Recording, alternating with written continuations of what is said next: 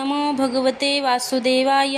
तर आपण श्रीमद भागवत महापुराण पाहत आहोत आणि त्यातील हा आपला तृतीय स्कंदातील अध्याय 11व्या अध्यायामध्ये आपण मन्वंतरादी काल विभागाचे वर्णन पाहणार आहोत.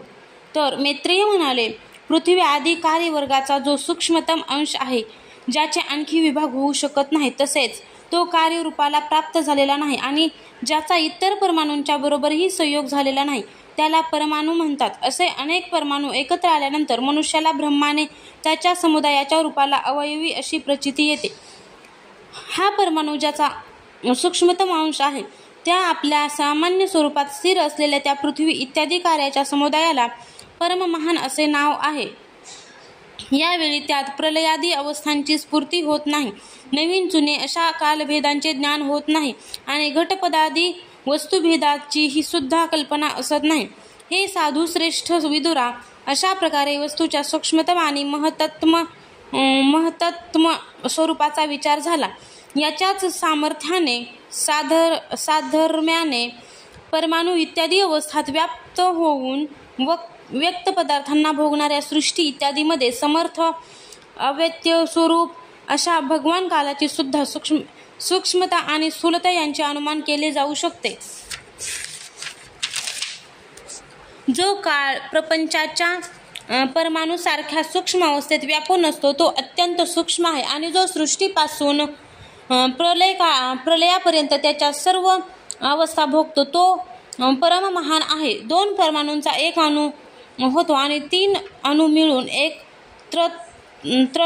त्रस्स रेणू होतो, म्हणजे जो झरोक्यातून आलेल्या सर्व किरणांच्या प्रकाशात आकाशात उडताना दिसतो. असे 3 त्रस्स रेणू ओलांडून जाण्याला सूर्याला जेवढा वेळ लागतो, त्याला त्रुटी म्हणतात. याच्या 100 पट काळाचा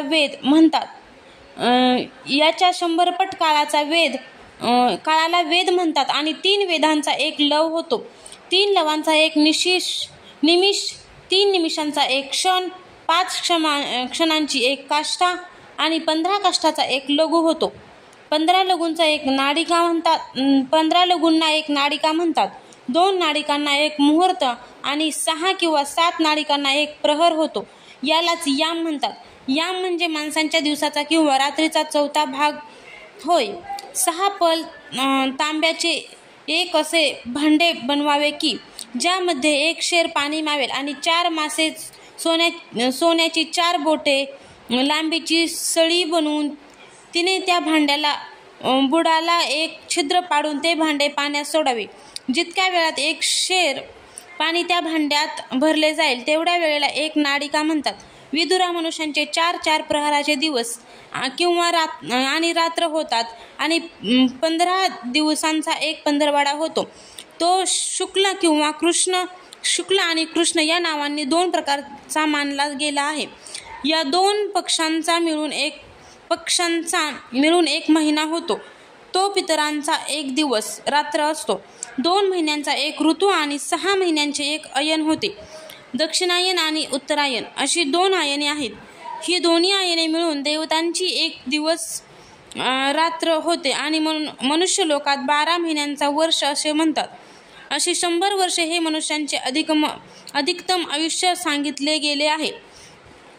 चंद्र इत्यादी ग्रह, अश्विनी इत्यादी नक्षत्र आणि सर्व तारामंडळांचा अधिष्ठाता कालस्वरूप भगवान सूर्य परमाणूपासून संवत्सरापर्यंत काळात 12 राशीरूप अशा संपूर्ण भुवनाला प्रदक्षिणा करीत असतो. विदुरा, सूर्य, बृहस्पती, सवन, चंद्र आणि नक्षत्रासंबंधी महिन्यांच्या भेदाने या वर्षांनाच संवत्सर, परिवत्सर, इडावत्सर, अनुवत्सर आणि वत्सर असे म्हटले जाते. अशी 5 प्रकारची वर्षे करणाऱ्या भगवान सूर्यांची आपण पूजा करा.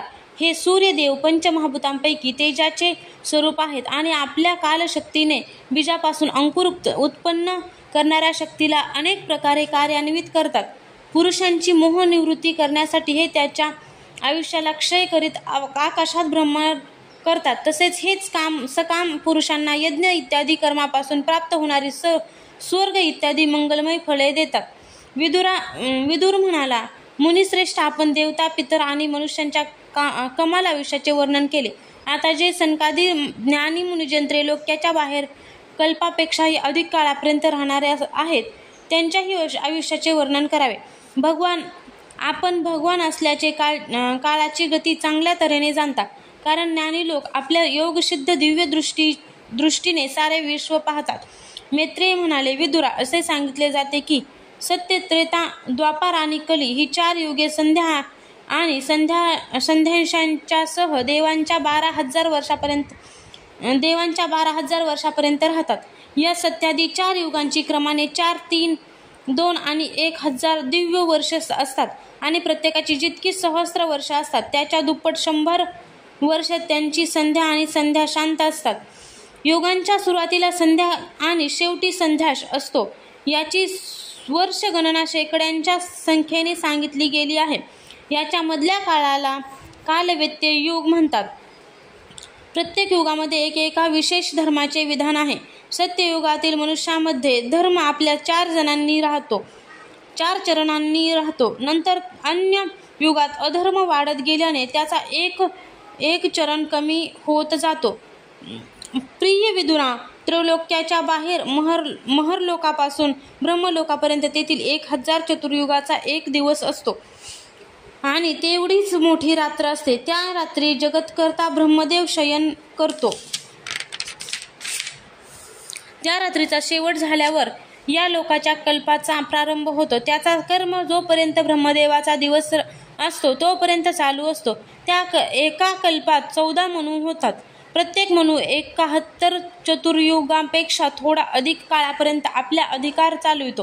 प्रत्येक मन्वंतरामध्ये निरनिराळे मनुवंशी राजे, सप्तर्षी, देवगण, इंद्र आणि त्यांचे गंधर्वादी अनुयायी त्यांच्याबरोबरच उत्पन्न होतात. ही ब्रह्मदेवाची दैनंदिन सृष्टी आहे. यामध्ये 3 लोकांची रचना होते. त्यामध्ये आपापल्या कर्मानुसार पशु, पक्षी, मनुष्य, पितर आणि देवतांची उत्पत्ती होते. भगवान या मन्वंतरामध्ये सत्वगुणांच्या आश्रयाने आपल्या मनू इत्यादी रूपाने पुरुषाकार प्रकट करून या विश्वाचे पालन करतात.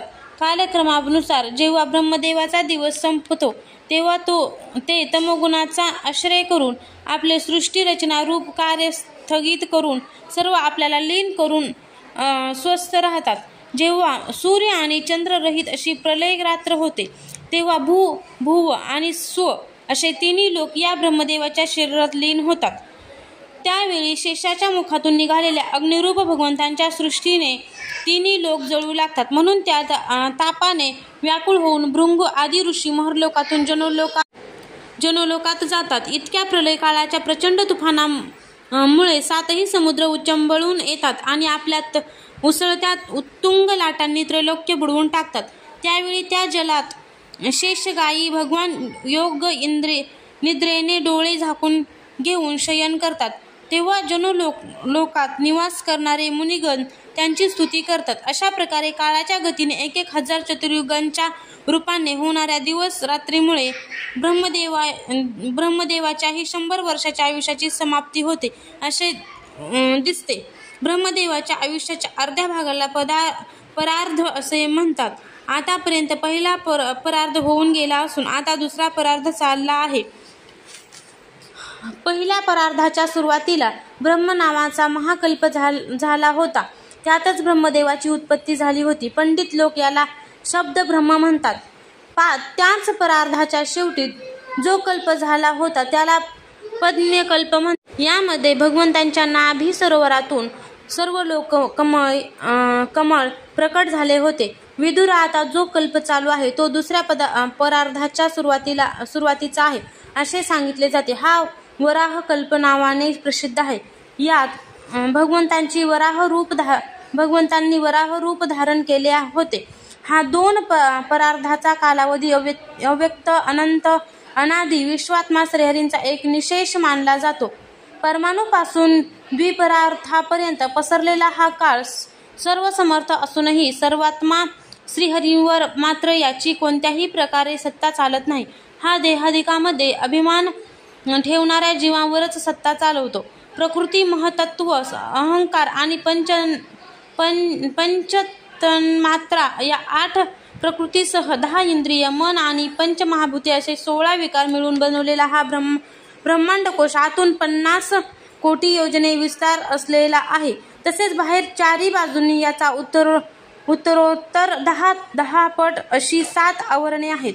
या सर्वांसहित हा ज्यात परमाणूप्रमाणे पडलेला दिसतो आणि ज्याच्यामध्ये अशा कोट्यावधी ब्रह्मांडाशी आहेत, तोच या प्रधान इत्यादी सर्व कारणांचे कारण अक्षर ब्रह्म म्हटला जातो आणि हेच पुराणपुरुष परमात्मा श्री विष्णू भगवानांचे श्रेष्ठ स्वरूप आहे. अध्याय 11 समाप्त.